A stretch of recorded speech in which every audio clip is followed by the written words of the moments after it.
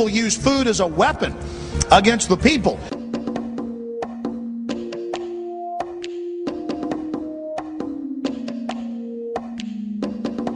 66% of United States residents' public water is fluoridated.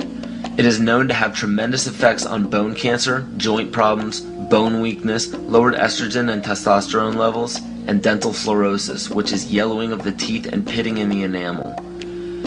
Wouldn't it make more sense to enhance public water with vitamins which are meant to be ingested to promote overall health, rather than putting such a toxic chemical in our water with a bogus explanation that it will improve our dental health? We now know that fluoride causes more dental problems than it solves. Something doesn't seem right about this.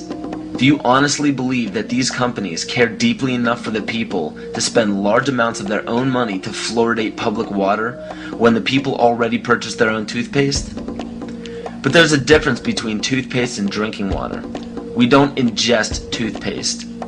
If you go to any hardware store and look at any rat poison product, you will only find one ingredient: sodium fluoride. It is the most toxic ionic molecule outside of potassium dichromate. Now Dannon, along with other companies, have begun fluoridating bottled water. It is becoming increasingly difficult to get away from. And the fact that fluoride is also used in many prescription antidepressants shows that it eliminates aggression and motivation in people.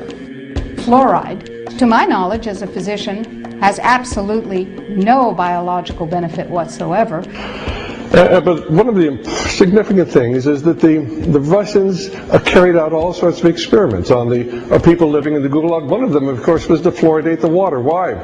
You fluoridate the water, why people are not as aggressive as they ordinarily would be. In fact, what is the active ingredient in Prozac that is so widely distributed in America today?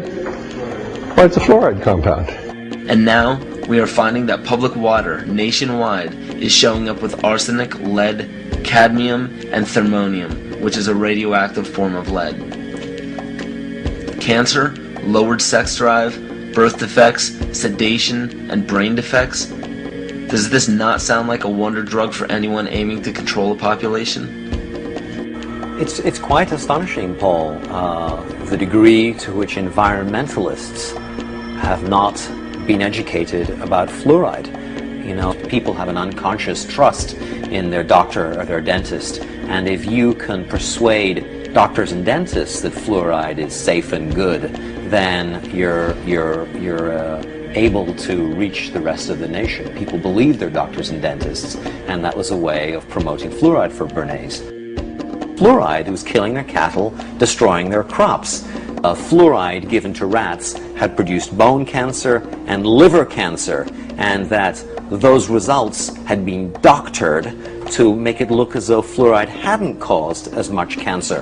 The pattern that we saw, it typically is what we see with other neurotoxic agents that are well known to cause a hypoactivity or a memory problem or an IQ problem.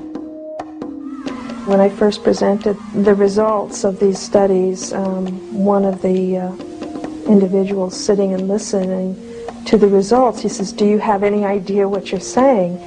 And he says, "You're telling us that we're reducing the IQ of children." And basically I said, yes.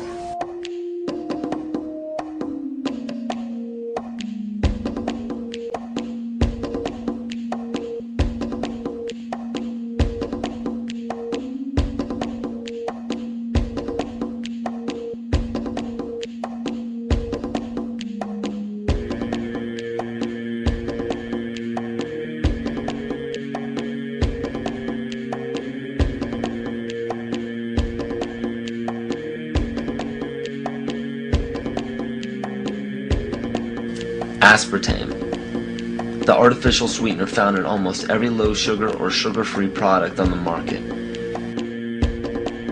First of all, aspartame is made up of three things: methanol, which of course is what produces blindness, aspartic acid, and phenylalanine. These are all poisons. Aspartic acid, of course, produces brain lesions. This was known back in the early 1970s. Methanol produces blindness. Phenylalanine is what you see in the brain, and in high dosage it produces trauma. We're not making this all up. The FDA did publish back in, I think it was the 80s, they did publish the 92 potential side effects of aspartame.